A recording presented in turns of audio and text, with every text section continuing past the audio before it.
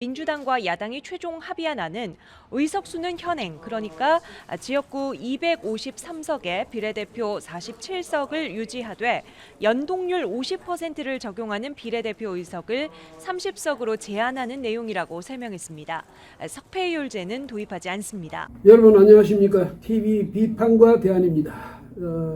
정치 코너 종횡무진 이 코너를 맡아 있는 이진원인데요. 오늘은 요즘 4+1 협의체 그 이상한 그런 조직 있지 않습니까? 거기서 온갖 꼼수를 다 써가지고 말이죠. 연동제를 어떻게 한다든지 그 안에 해당하는 의석수를 몇 석으로 한다든지 가지고 오만 말하자면 장난을 다 치다가 아마 그런 어떤 일정한 합의를 이룬 것 같습니다.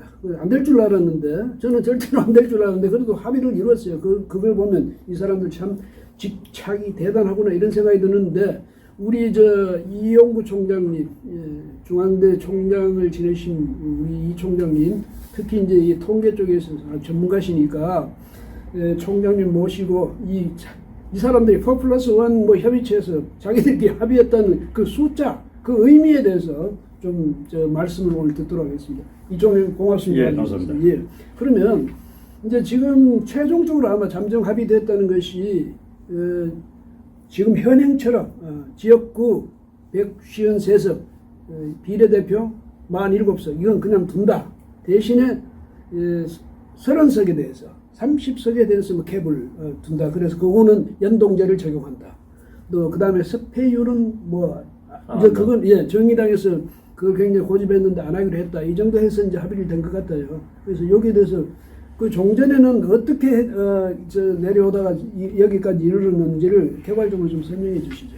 예, 사실 23일 4+1 근데 거기에 더불어민주당, 정의당, 민주평화당, 바른미래당 일부 이렇게 하고 아직 정당 체제를 갖추지 않은 대한신당 이렇게 4+1에서 자기들이 선거제에 대해서 어느 정도 합의를 했다고 이제 보도가 돼요. 그런데 역사적으로 볼 때 우리나라에서는 원래 처음에는 비례대표를 그 지역구 국회의원 투표에 대해서 그 비례배분을 했는데 헌법재판소에서 우연 판결이 나가지고 결과적으로 이제 우리가 이제 정당 투표하고 지역구 지역구 후보에 대한 투표하고 나눠서 투표하고 해봤잖아요.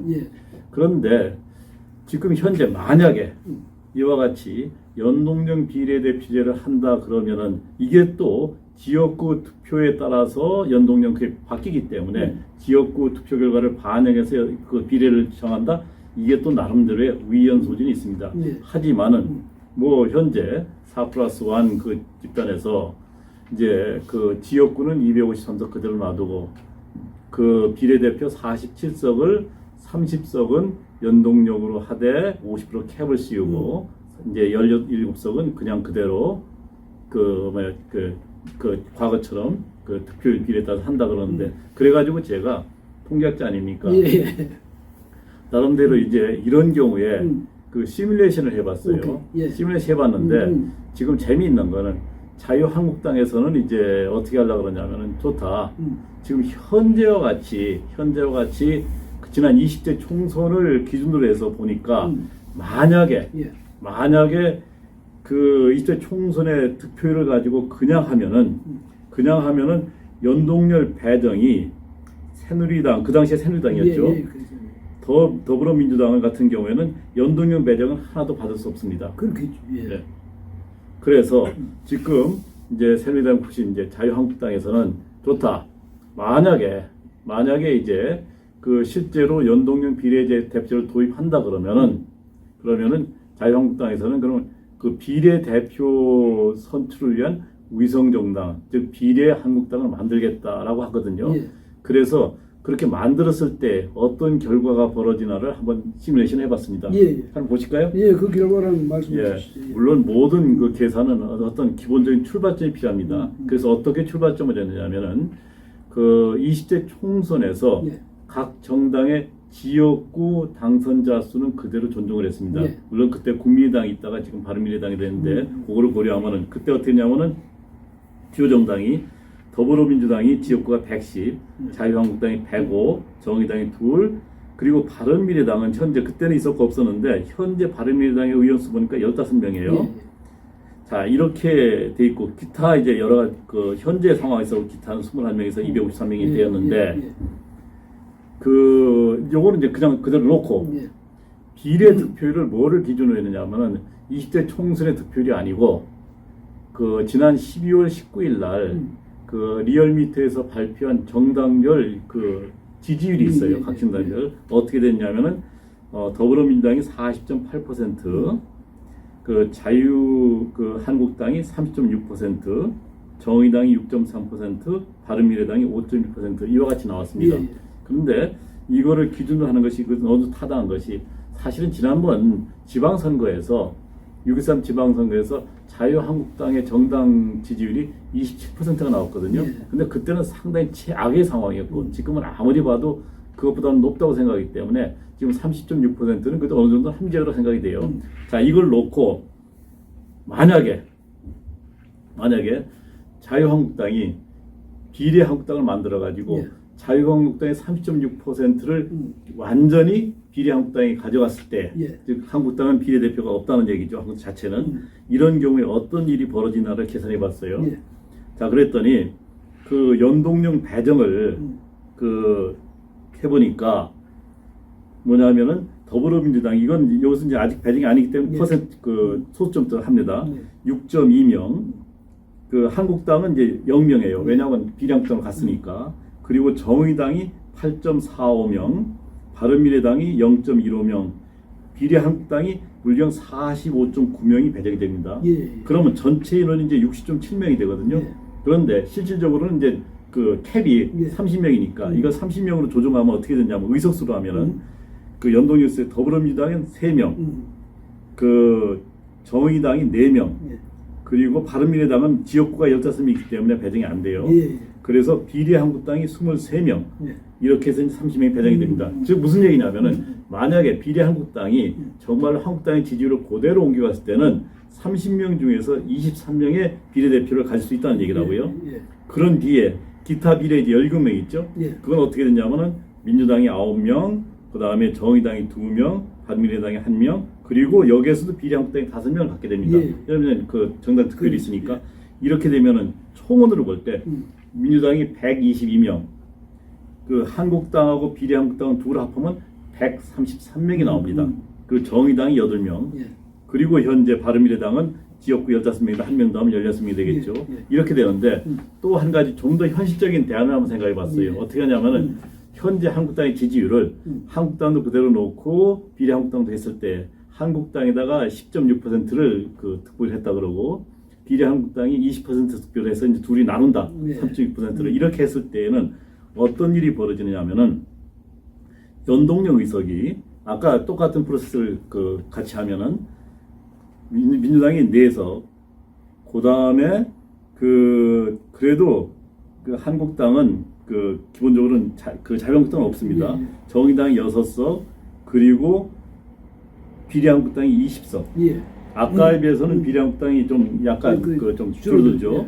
그리고 이제 기타 비례가 민주당이 9석, 이 자유한국당이 1석, 그리고 정의당이 2석, 그 바른미래당이 1, 비례한국당이 4석 이렇게 해가지고 총원이 어떻게 되냐면은 민주당은 123석으로 아까보다 1석 늘어요. 예. 하지만 한국당의 경우에는 135석으로 여기도 또한 2석이 늘어납니다. 예. 자, 이렇게 할 때 한국당 입장에서는 정말로 이게 그 어떤 준연동형 비례대표제를 반대하다가 정 안 되는 경우에는 할 수 없이 비례한국당을 만들 수밖에 없습니다. 예. 그리고 또 민주당 같은 경우에는 사실은 정의당이나 이 4+1 시스템을 보건데 요즘 돌아가는 거 보면은 그 위성정당 아닙니까? 그렇죠. 그렇다 할 때 한국당에서 위성정당을 만드는 것에 대해서 정당성은 확보한다고 볼 수 있습니다. 그러니까 그 여기에 대해서 또 뭐 민주당이나 정의당에서는 그게 그렇게 이제 비례한국당을 만들어서 거기 지지를 뭐 그쪽으로 하라고 한다든지 이렇게 하면 선거법 위반 소지가 있다 뭐 이렇게 말들도 하는데요. 자기들이 옛날에 보면 예. 정의당의 전신인 뭐 민노당이나 뭐 이런데 또 뭐 통합 진보당도 있었고 또 이쪽에는 이 민주당의 전신들 자기들끼리 선거 연대인가 뭐 했잖아요. 해가지고 응? 서로 예. 저 뭐 후보 단일화도 하고 이쪽 밀어주라고 하는데 왜 상대방은 그러니까 자유한국당은 왜 그렇게 못합니까? 그런 면에서 보면 이 사람들 억지가 심한데 이제 의문 나는 게 또 하나 있어요. 만약에 그렇게 됐는데 민주당이 예. 민주당이 그러면 우리 거는 정의당 주세요 이렇게 할 경우가 있을까요? 그렇기는 어려울 겁니다. 왜냐하면은 분명히 둘이 공유하는 부분도 있지만 예. 상당히 정책 자체가 다르거든요. 예, 그렇죠. 그렇기 때문에 둘이 밀어주는 거는 아마 어려울 겁니다. 그런데 이제 이렇게 되면 뭐냐면 사실 이 자체가요. 제가 볼 때는 이거야말로 무슨 정말 이 야합이라도 이런 야합이 없어요. 왜냐하면 대의 명분이 없잖아요. 왜 이렇게 정의당이나 이런 군소정당에게 의석수를 길을 쓰고 확보를 해줘야 된다고 생각하는지 그게 그러니까 이 억지를 써 자유한국당을 짓눌러 버리겠다. 보수 정당을 완전히 그냥 어떤 이뭐 한계 내에 가둬버리겠다. 이런 이제 안 좋은 그런 의도로 시도한 것 같은데 그다음에 정의당으로서는 이참에 완전히 이제 안정 의석을 확보해가지고 앞으로도 두고두고 이 정당의 존립 이 자체는 걱정 안 해도 되도록 한다는 그런 뜻인 것 같은데 이건 참 민주 정치에 대해서는 이게 완전히 그야말로 반역 아니겠습니까? 상당히 불순한 의도입니다. 그렇죠. 왜냐하면 민주당 입장에서는 그 정의당이랑 확실한 좌파 정당을 위선 정당을 해서 예. 자기들이 과반수를 계속 확보하겠다는 의도인데 예. 이거는 뭐냐면 정당연합 즉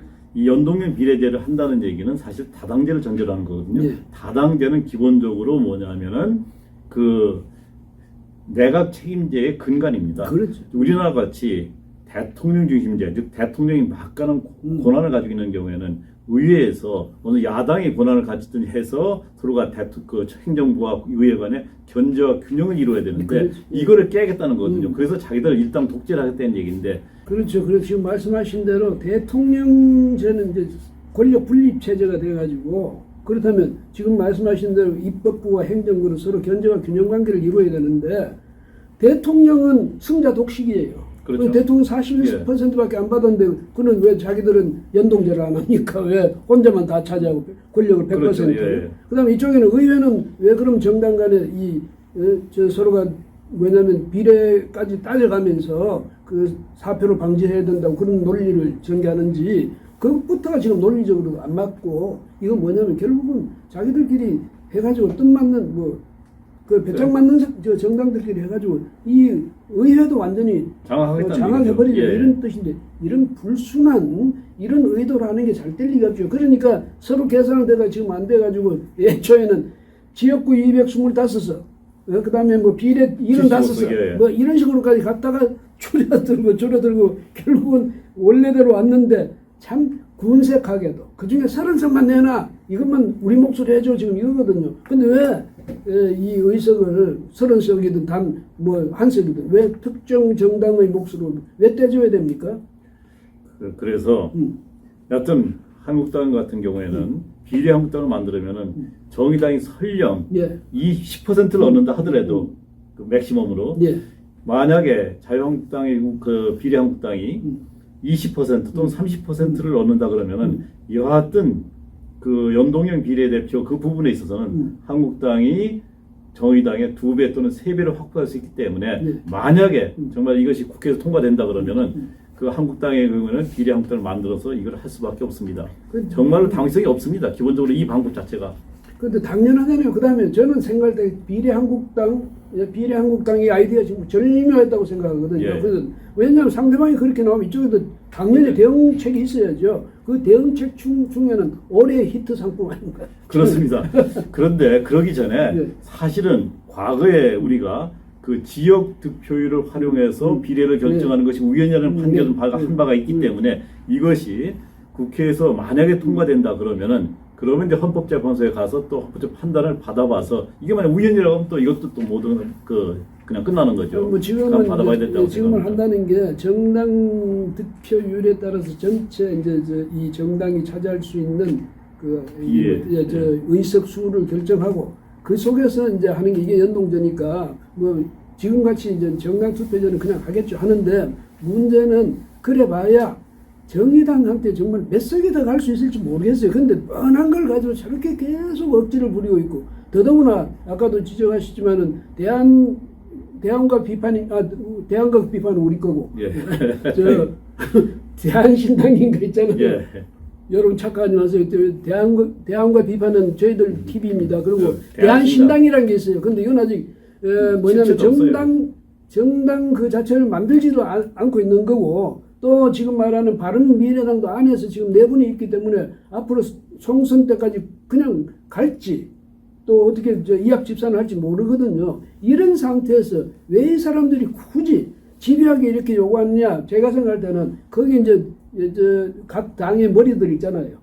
예? 그 머리들이 자기 지위를 어떻게든지 확보하겠다 네. 이런 생각 아닙니까? 그러고요. 예. 그 선거법이라는 건 게임의 룰이기 때문에 그 집권당과 제1야당이 항상 합의해서 결정하는 것이 원칙이고 그렇죠. 예. 그거는 지켜져야 됩니다. 근데 이렇게 일방적으로 몰아붙일 때 나중에 자기들이 어떻게 구별하러 돌아갈지 아마 그것도 생각해야 될 겁니다.